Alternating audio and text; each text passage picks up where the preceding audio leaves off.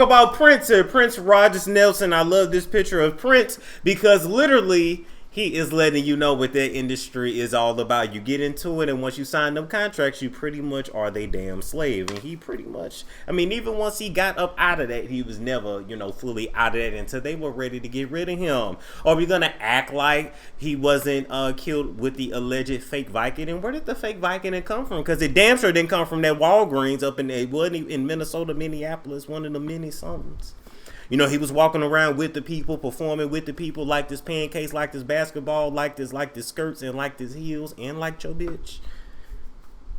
Are we gonna call it what it is or call it what it is? Where did the fake Vicodin come from? Or was somebody in his camp paid off by Jacuma Tati to switch out his Vicodin? And then his body, of course, had a horrible reaction to it because by the time that he had got to that point in life, he was taking so many of those pills because of his hip.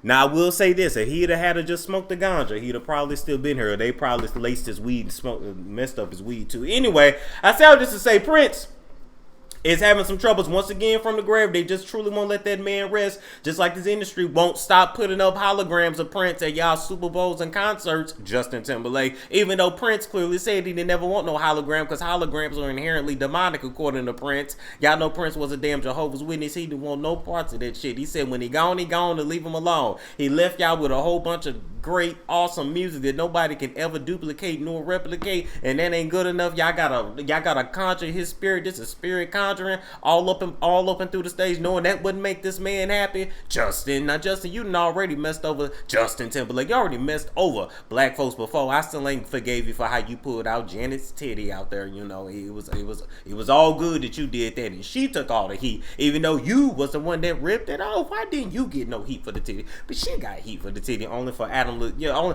only for us to be super liberal later on in life. But of course, she was demonized so much, all because of a little brown titty. Y'all know y'all like National Geographic titties with the the chocolate milk dud areolas. Y'all know y'all like that. Look. Okay, moving right along. As you guys know, when Prince died a few years back, or maybe several years at this point, the time flies by so damn quick, he never actually had a will, all right? And by him not having a will, in my personal opinion, it was highly irresponsible because when you don't have a will and you have this much money, the government's pretty much going to take a big chunk of it, which is what his estate is going through now. So the Prince estate, which is actually ran by Comerica Bank and Trust, all right? His will and all of his, the money that should have been in the will, all of his money has not been divided up all up and through his siblings. If you guys do not know, his siblings are currently fighting with the judge to say, no, I want that money. I want my money. I want my money. I love my brother. I love my brother. But your brother didn't talk to you, bitch. Your brother didn't talk to Nan. Well, he talked to one of them. The one that always got the funny colored hair. She got an interesting name too. What's Prince's sister's name? It start with a T. Tahacha. To Pocahontas, something like that. T'Challa, I don't know. I'm just saying, they all got interesting names, but that's the only one that he messed with. But all the mother heifers and heathens, he didn't mess with not nan one of y'all. I mean, y'all can come interview on the show if you want to, but I'm just saying, he ain't like you like that. And so had he had just been responsible enough to just name an heir to it, his estate would not be paying the taxes that it's paying now. Okay, according to the IRS, now I don't know why they got all this time to be all up and through this dead man's estate when they need to be worried about all of y'all stealing money on them PPP loans.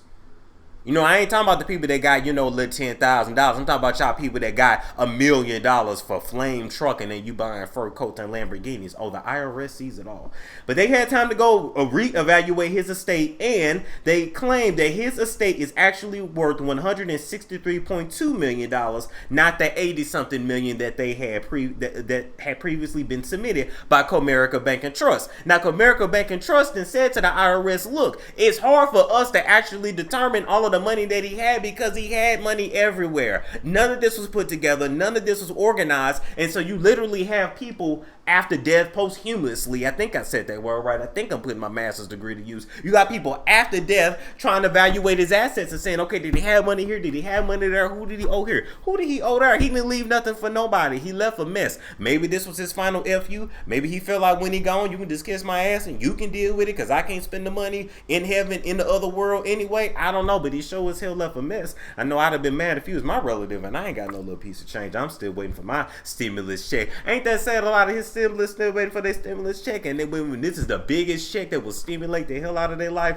and they still can't get it. But anyway, America Bank and Trust is being penalized by the IRS for not properly evaluating the value of the estate, and in addition to that, they owe the IRS another $32.4 million and a $6.4 million accuracy penalty. So not only is the IRS saying you owe me $30 million more, they saying that I'm gonna penalize you for miscalculating the issue in the first place. Boy, the IRS don't play. The I, the R, or the S. They are the biggest mafia out there in the world. I don't know why you think these Crips and stuff, these Bloods and stuff, Italian mob, Irish mob. No! Ain't no mafia mob tougher, greater than the I to the R to the S. It's just pretty damn sad. Now, with that being said, guys, had he named someone an executor of his, like basically had he just gave his money to one of his siblings, he would not be paying damn near the 40% tax rate that his estate has to pay currently. And in addition to that, oh shit,